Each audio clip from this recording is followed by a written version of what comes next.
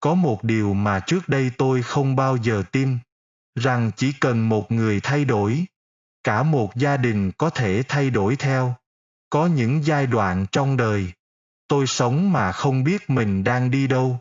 Không phải vì tôi không cố gắng, mà là càng cố gắng, tôi càng thấy trống rỗng. Cho đến một ngày, tôi nhận ra vấn đề không nằm ở cuộc đời, mà nằm ở chính tôi. Bạn đã bao giờ cảm thấy cuộc đời mình giống như một con thuyền không? Không bánh lái, lênh đênh giữa đại dương của những được mất, nào là của tranh đấu và những câu hỏi nhân sinh không lời giải đáp không? Tôi cũng đã từng như thế. Tôi từng là một người làm về công nghệ thông tin. Đầu óc lúc nào cũng xoay vần với logic, máy móc và những áp lực vô hình của xã hội hiện đại. Nhưng rồi, có một bước ngoặt đã đến, không ồn ào nhưng đủ mạnh mẽ để thay đổi toàn bộ quỹ đạo cuộc đời tôi. Tôi muốn chia sẻ chính hành trình lột xác từ tâm tính đến cuộc sống của bản thân, qua góc nhìn của một người đệ tử Đại Pháp. Trên kênh Hành trình tu luyện hôm nay, trong video này, từ những trải nghiệm thực tế của bản thân và từ những chia sẻ đầy cảm động khác, tôi muốn cùng các bạn nhìn lại hành trình tu luyện của tôi. Từ một con người cứng nhắc, đầy chấp trước, cho đến khi tìm thấy sự an lạc chân chính trong pháp lý chân thiện nhẫn. Tôi đã từng nghĩ rằng chỉ cần có công việc ổn định, có thu nhập tốt là cuộc sống sẽ có ý nghĩa. Nhưng khi đã có được những điều đó rồi, tôi vẫn không trả lời được một câu hỏi rất đơn giản. Mình sống để làm gì? Và chính từ những câu hỏi đó, tôi bắt đầu bước vào một hành trình mà trước đây tôi chưa từng nghĩ tới. Một hành trình không phải để thay đổi thế giới bên ngoài, mà là để thay đổi chính bản thân mình. Đó là thay đổi nội tâm. Trong quá trình tu luyện và tìm hiểu, tôi có đọc được một số câu chuyện như của chính mình. Nhưng điều khiến tôi suy nghĩ không phải là những câu chuyện kỳ diệu đó, mà là tôi luôn cùng với chính mình ở trong đó. Trong chính câu chuyện của một học viên của Pháp Luân Đại Pháp. Đó chính là con người thật của tôi. Trước khi bước vào tu luyện, cuộc sống của tôi, nếu nói thẳng ra là một sự lặp lại vô định. Tôi làm công nghệ thông tin, một công việc logic, rõ ràng, có hệ thống. Nhưng chính vì vậy, tôi lại sống quá máy móc. Tôi tin vào lý trí, nhưng lại thiếu đi sự cảm nhận nội tâm. Tôi làm việc chăm chỉ, nhưng lại không biết mình đang đi về đâu. Tôi có mục tiêu, nhưng lại không hiểu ý nghĩa thật sự của cuộc sống. Có những giai đoạn, tôi tự hỏi, tại sao con người phải tranh đấu nhiều như vậy? Tại sao có người sống rất tốt, nhưng lại gặp nhiều bất công? Và mình sống để làm gì? Những câu hỏi đó không ai trả lời được cho tôi. Tôi quen với việc mọi thứ phải rõ ràng, phải chứng minh được, phải nhìn thấy được. Tôi tin vào dữ liệu, tôi tin vào kết quả, và tin vào những gì đo lường được. Nhưng cũng chính vì vậy, tôi dần đánh mất đi một thứ rất quan trọng.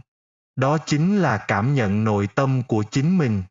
Tôi dễ căng thẳng, dễ khó chịu khi mọi việc không như ý, dễ tranh luận, và luôn muốn mình đúng.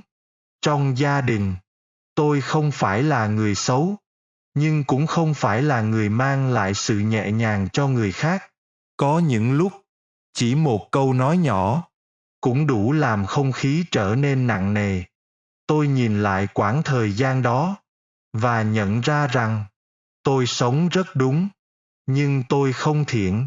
Nhìn lại những ngày chưa đắc pháp, tôi thấy mình thật nhỏ bé và tội nghiệp. Tôi bị cuốn vào vòng xoáy của công nghệ, của danh lợi, cái tôi cá nhân luôn cao ngạo. Tôi luôn tự hỏi, tại sao mình làm tốt, mình giỏi, mà vẫn không thấy hạnh phúc? Tôi sống mà như đang chạy đua với thời gian, với những hoài nghi về nhân sinh quan. Kể từ khi kết duyên với Đại Pháp từ năm 2017 đến nay, mọi thứ dần dần hé mở. Tuy nhiên, tôi vẫn là một người đang trên đường đi. Còn nhiều khiếm khuyết, còn nhiều thứ phải sửa mình mỗi ngày. Tôi từng nghĩ, có lẽ cứ sống như mọi người thôi. Làm việc, kiếm tiền, ổn định là đủ. Nhưng sâu bên trong, tôi biết là không phải. Sau khi có duyên tiếp xúc với Đại Pháp, tôi không thay đổi ngay lập tức. Ngược lại, tôi đã giằng co rất nhiều. Khi bắt đầu tiếp xúc với Đại Pháp, điều khiến tôi không phải là những điều kỳ diệu, mà là một nguyên lý rất đơn giản. Muốn thay đổi hoàn cảnh, và phải thay đổi chính mình trước. Ban đầu, tôi không tin hoàn toàn. Bởi vì trong suy nghĩ của tôi lúc đó, cuộc sống khó khăn là do người khác, do môi trường, do hoàn cảnh. Nhưng khi tôi bắt đầu thử, thực sự nhìn lại bản thân mình, tôi nhận ra một điều rất rõ rằng, khi tôi nóng giận thì ắt hẳn mọi việc xung quanh trở nên căng thẳng. Nếu khi tôi cố chấp thì kéo theo có mâu thuẫn kéo dài. Nếu khi tôi nghĩ cho mình thì ắt rằng có người khác cũng giữ khoảng cách với mình. Và ngược lại, khi tôi nhẫn lại một chút thì đều mọi việc dịu xuống. Khi tôi biết nghĩ cho người khác thì mối quan hệ thay đổi. Khi tôi buông bớt chấp trước, lúc đó tâm tôi nhẹ đi rất nhiều. Đây không phải là lý thuyết. Đây là điều tôi trải nghiệm từng ngày. Tôi bắt đầu hiểu. Tu luyện không phải là làm điều gì lớn lao, mà là sửa từng ý niệm nhỏ trong chính mình trong mỗi ngày. Có phải vậy không? Tôi dần dần thay đổi nhận thức. Bắt đầu từ hướng ngoại sang hướng nội. Những ngày trước đây, mỗi khi có vấn đề xảy ra, tôi đổ thừa do công việc không thuận lợi, do môi trường làm việc. Có khi thì đổ thừa cho mối quan hệ căng thẳng là do người khác. Tôi gặp cuộc sống áp lực thì lại đổ thừa do hoàn cảnh. Nhưng khi tu luyện, tôi bắt đầu học cách nhìn lại chính mình. Tôi nhận ra một điều rất rõ. Cùng một hoàn cảnh, nhưng tâm thái khác nhau, ắt hẳn sẽ tạo ra kết quả hoàn toàn khác nhau.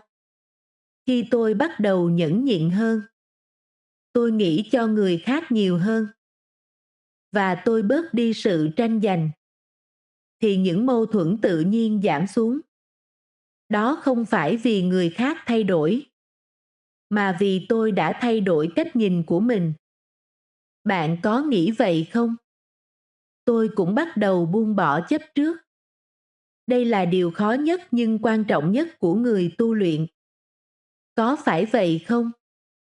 Trước đây, tôi có rất nhiều cái tôi. Muốn đúng, muốn hơn, muốn được công nhận, muốn giữ cái lợi cho mình. Nhưng càng giữ tôi càng mệt. Khi tu luyện, tôi dần nhận ra rằng những thứ đó không phải là thật. Khi tôi bắt đầu buông xuống thì tôi không còn tranh cãi hơn thua. Tôi cũng không còn cố chấp giữ quan điểm. Và tôi không còn đặt nặng lợi ích cá nhân nữa. Khi đó trong tâm nhẹ đi rất nhiều. Và điều thú vị là khi mình không còn muốn tranh giành, thì tự nhiên mọi thứ lại đến một cách hài hòa hơn. Và bạn biết không? Thân và tâm của tôi đã cùng chuyển biến. Trước đó, tôi từng nghĩ sức khỏe là do ăn uống, nghỉ ngơi. Nhưng sau khi tu luyện một thời gian tôi nhận ra rằng tâm thay đổi thì thân thể cũng thay đổi. Tôi ít căng thẳng hơn. Tôi ít suy nghĩ tiêu cực hơn. Và ít nóng giận hơn. Lúc đó cơ thể cũng trở nên nhẹ nhàng hơn. Đây không phải là điều gì huyền bí, mà là một quá trình rất thực tế. Nhưng tôi đã phải trải qua thời gian dài thì mới hiểu điều này. Tôi nhớ rất rõ một giai đoạn, khi công việc áp lực, gia đình cũng có nhiều vấn đề. Nếu là trước đây, tôi sẽ phản ứng rất mạnh. Nhưng lúc đó tôi chọn im lặng và nhìn lại mình trước. Tại sao lại phải nhìn lại mình? Tại sao lại phải hướng nội mà tìm? Tôi tự hỏi, tại sao mình lại khó chịu như thế này, như thế khác? Mình đang muốn gì đây? Và mình có đang nghĩ cho người khác không? Chỉ cần thay đổi một chút như vậy thôi, mà kết quả hoàn toàn khác. Không khí trong gia đình dịu lại, cách người khác đối xử với tôi cũng thay đổi. Và điều quan trọng nhất, tâm tôi không còn nặng nề như trước nữa. Tôi nhận ra rằng, thứ thay đổi đầu tiên không phải là hoàn cảnh, mà là trạng thái nội tâm của mình. Có một điều tôi nhận ra rất rõ trong cuộc sống của mình. Gia đình là nơi phản ánh rõ nhất sự tu luyện của mình. Trước đây tôi rất dễ khó chịu với người thân. Tôi hay muốn mọi thứ theo ý mình. Và tôi nghĩ mình đúng, nên không chịu nhường nhịn bất kỳ ai.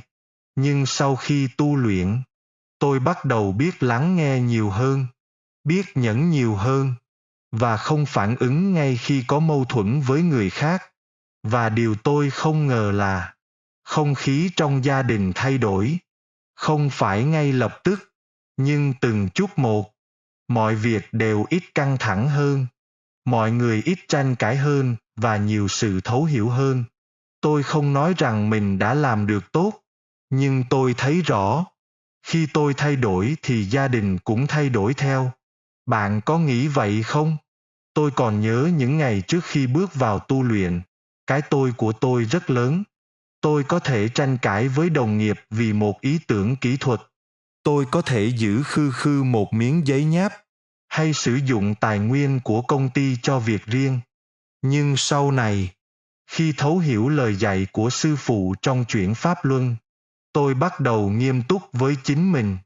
Tôi tự nhủ rằng, mình là người tu luyện, không thể hành xử như người thường. Tôi bắt đầu làm việc bằng cái tâm của sự trung thực, sự thay đổi nhỏ bé đó.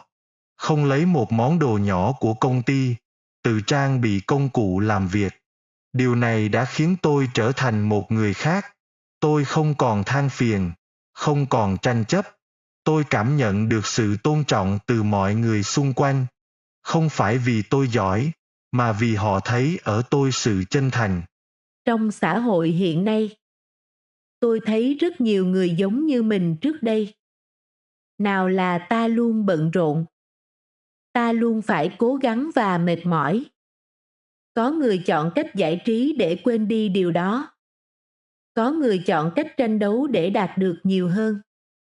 Nhưng rất ít người thực sự dừng lại và tự hỏi, mình có đang đi đúng hướng không? Tôi từng nghĩ, muốn cuộc sống tốt hơn thì phải thay đổi hoàn cảnh.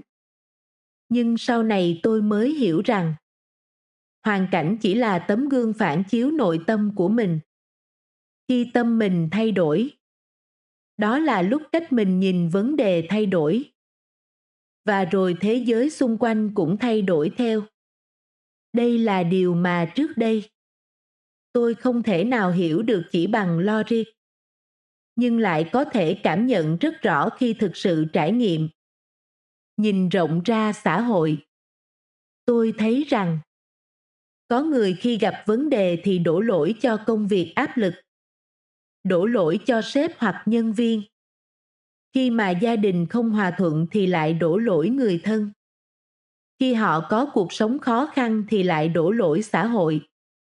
Tôi thấy những người này luôn cảm thấy mình bị động. Có phải vậy không? Tôi nhận ra, tu luyện không phải là rời xa xã hội, mà là sống trong xã hội nhưng không bị cuốn theo nó. Trong môi trường hiện đại ta gặp nhiều áp lực công việc. Nào là mạng xã hội, nào là so sánh, cạnh tranh. Điều này rất dễ làm con người mất đi sự cân bằng. Nhưng nếu có một nguyên tắc trong nội tâm vững chắc, thì dù ở đâu, mình vẫn giữ được chính mình. Bạn nghĩ đó là điều gì có thể luôn giữ được mình trong mọi hoàn cảnh? Từ trải nghiệm cá nhân, tôi rút ra 3 điều cốt lõi. Đúng là ta phải thay đổi bản thân là gốc rễ. Không phải hoàn cảnh quyết định ta là ai, mà là cách ta phản ứng với hoàn cảnh. Thứ hai là tu tâm là quá trình lâu dài. Không có chuyện hiểu là làm được ngay. Không có điều là hôm nay hiểu, ngày mai lại quên, và ngày mốt ta lại phải sửa tiếp. Đây là một quá trình rất thực tế. Điều thứ ba là sự chuyển biến là có thật trong mỗi con người nếu họ bước vào tu luyện.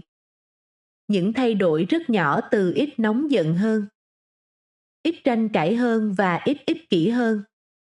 Nhưng chính những điều nhỏ đó lại tạo ra thay đổi rất lớn theo thời gian. Nhìn lại hành trình của mình, tôi không dám nói rằng mình đã làm được điều gì lớn lao, nhưng tôi biết chắc một điều, đó là tôi đã không còn là con người của trước đây nữa. Tôi từ một người luôn tìm kiếm câu trả lời bên ngoài, và tôi bắt đầu học cách hướng nội. Tôi từ một người dễ bị hoàn cảnh chi phối, và tôi dần học cách giữ tâm mình ổn định.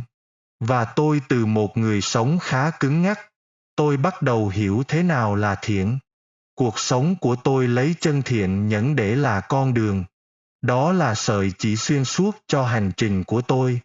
Sau tất cả, tôi nhận ra một điều khó nhất trong đời không phải là thay đổi người khác, mà là thay đổi chính mình. Nhưng cũng chính điều đó lại là chìa khóa để thay đổi mọi thứ. Có phải vậy không? Nếu có một điều tôi muốn chia sẻ thật lòng, thì đó là đừng vội thay đổi người khác, ta cũng đừng vội trách hoàn cảnh, và ta hãy thử thay đổi chính mình trước tiên. Chỉ cần một bước nhỏ thôi, ta sẽ thấy mọi thứ bắt đầu khác đi. Và hành trình đó không phải là dễ, nhưng là xứng đáng để trở thành đệ tử Đại Pháp. Ta hãy lùi lại một bước và buông xuống một chút. Mọi sự sẽ nhẹ đi rất nhiều. Thuyền Pháp đã đậu bên bờ. Ta có bước lên chiếc thuyền đó để đi đến bờ bên kia không? Đó là tôi tự lựa chọn cho chính mình. Còn bạn thì sao? Bạn đã từng có giai đoạn cảm thấy mất phương hướng trong cuộc sống chưa? Và điều gì đã giúp bạn thay đổi? Trong video này, tôi chỉ chia sẻ một phần rất nhỏ trong hành trình của mình. Bạn có thể chia sẻ trải nghiệm của mình ở phần bình luận. Biết đâu, câu chuyện của bạn lại giúp một người khác tìm được hướng đi. Cảm ơn bạn đã xem video. Hẹn gặp lại bạn trong những chia sẻ tiếp theo. Trân trọng cảm ơn.